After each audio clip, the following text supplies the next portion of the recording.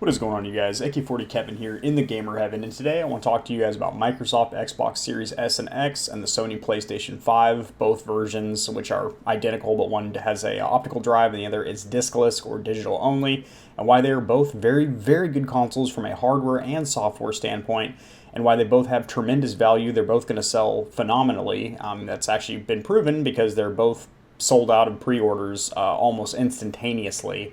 However, more pre-orders are coming in as licensed vendors are getting their hands on more, not physical consoles, but more vouchers to be able to pre-order these consoles, which is really awesome because I know a lot of people, including myself, didn't get a chance to pre-order yet. I purposely did not pre-order. Little strategic move on my part there. I probably should have pre-ordered the PS5, but anyway, both consoles are really fantastic values. I'm going to tell you guys exactly why each one stands out and the pros and cons of each.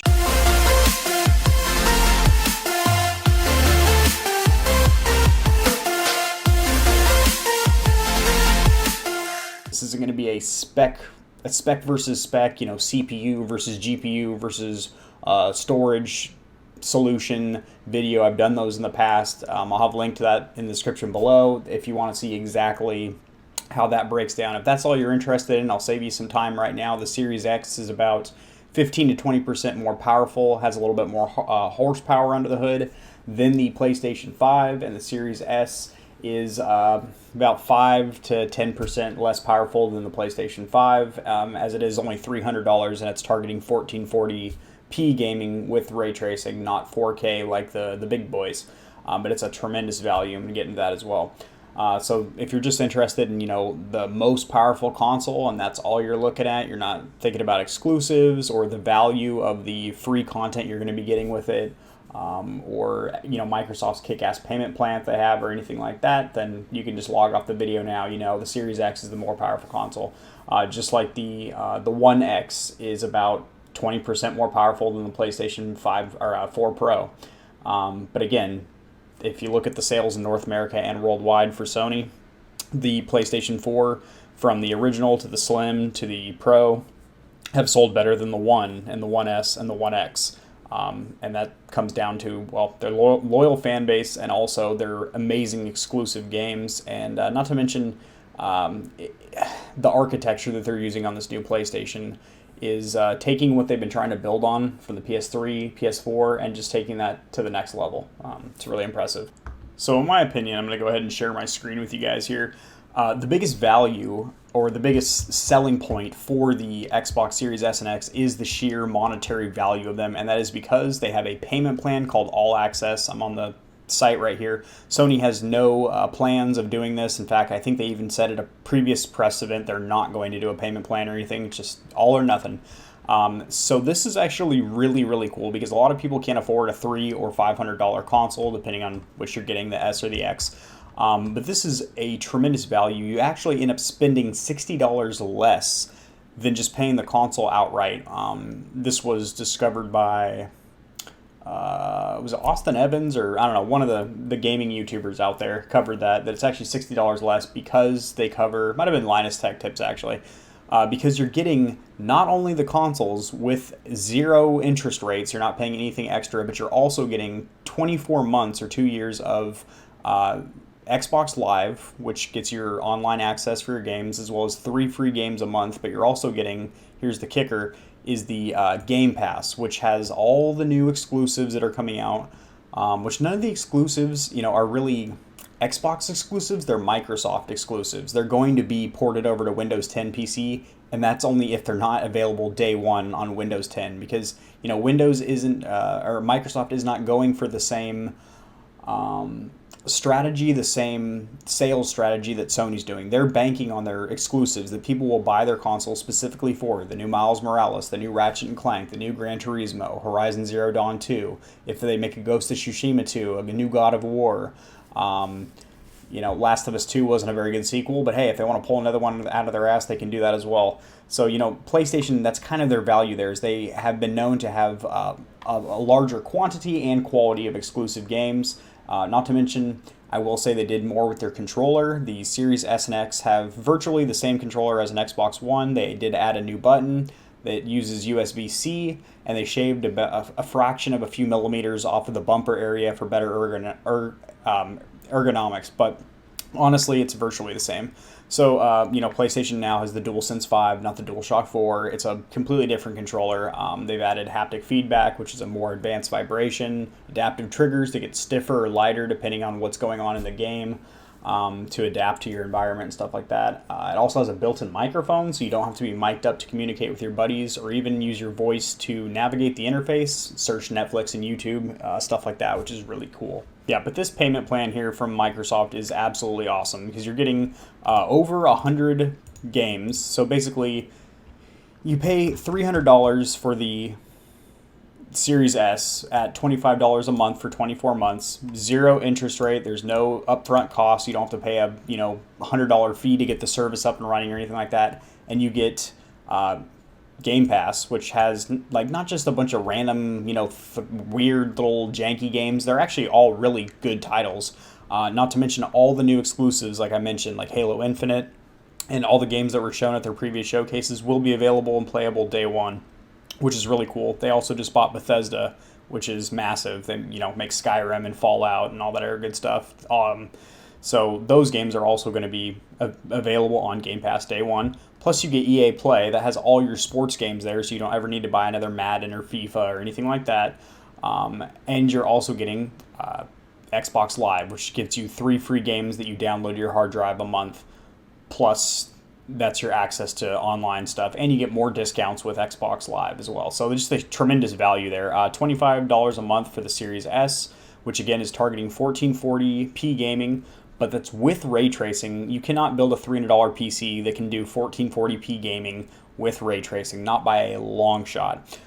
Same thing with all the consoles across the board. This is the first generation where there's no, it's not even close. You cannot build a gaming PC that's going to be anywhere comparable at all. Like not even close. It'd be hundreds and hundreds of dollars more, and it still probably wouldn't run as good because the architecture that's baked into these new consoles is more advanced than anything that exists in the current gaming PC world, because of how the components communicate with each other. The CPU and GPU, which are one part, the APU, communicate almost instantaneously with this new architecture.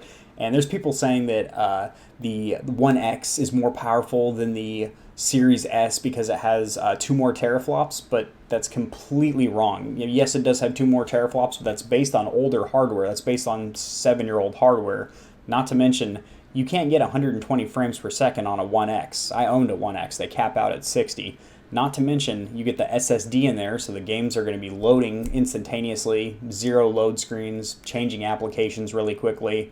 You get that new controller. Granted, it's not really changed very much. This thing is actually smaller and quieter than a Series X. So, if that form factor matters for your living room, there's that.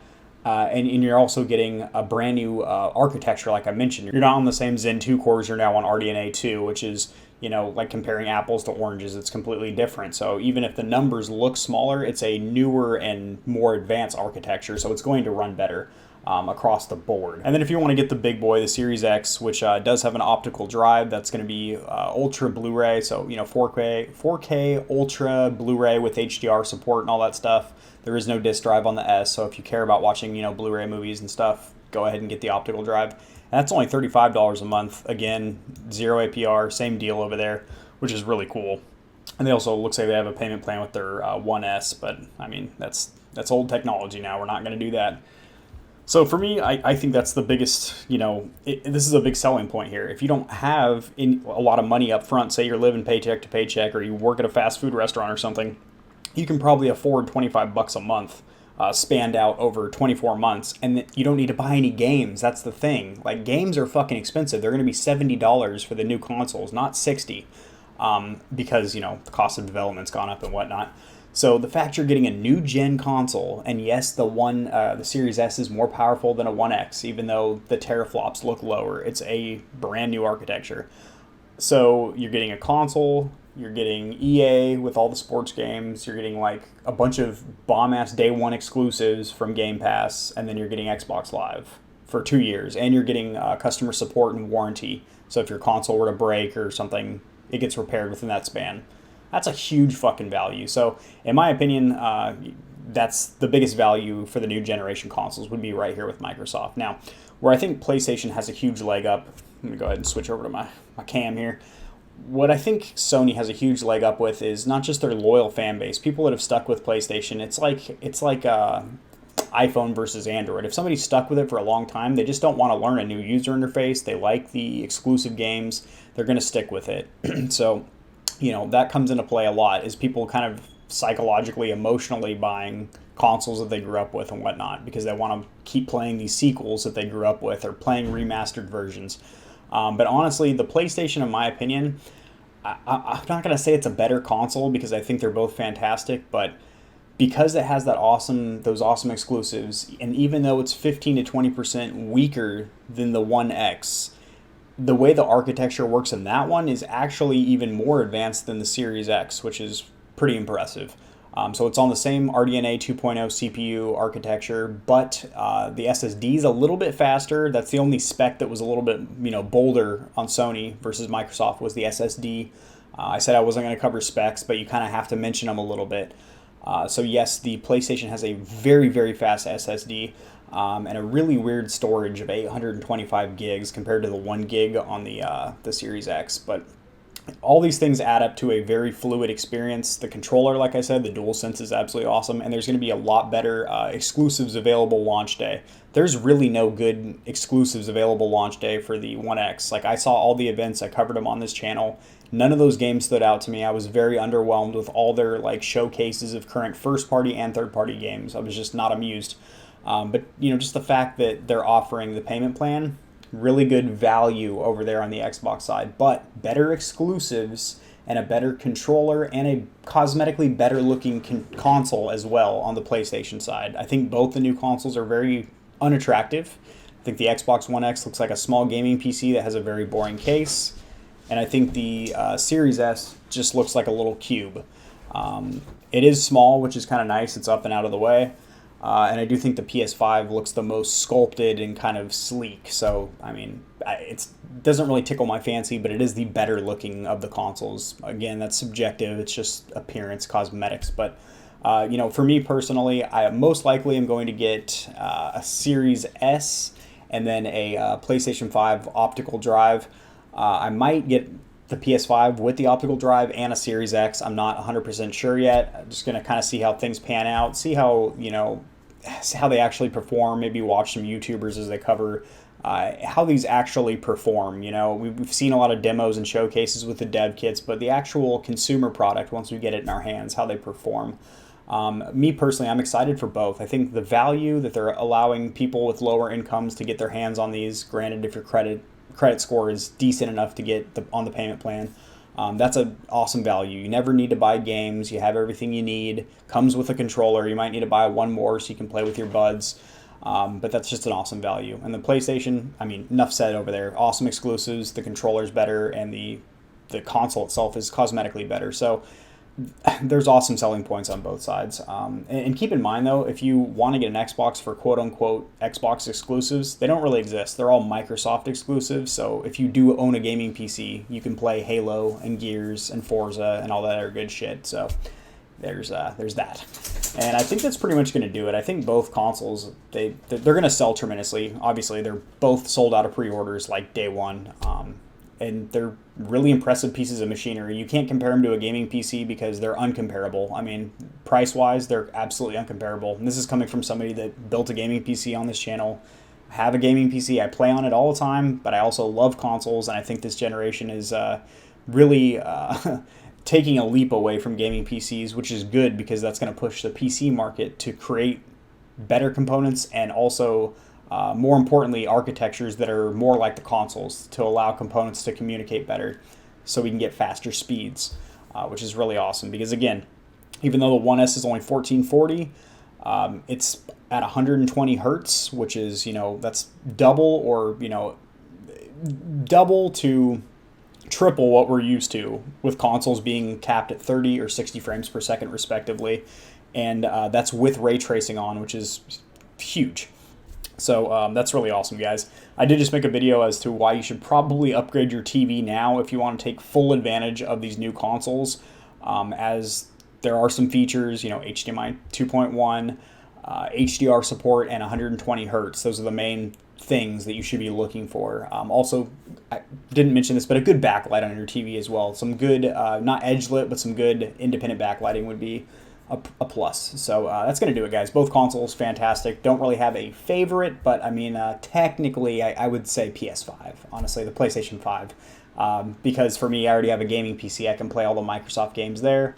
And I just don't really find a need to need an Xbox console in my living room right now. As with the PlayStation 5, they've kind of said, hey, if you want to play these games, which I really do because their exclusives are good, you're going to have to get this console. As where Microsoft is like, hey, you can still play these games on the One S and your older One X and on your granddad's PC or whatever. As where PlayStation's like, you want to play the new Gran Turismo, you want to check out the new Horizon Zero Dawn, you have to get a PS5. So, you know, they're kind of marketing their exclusives. All right, guys, that's going to do it. Peace.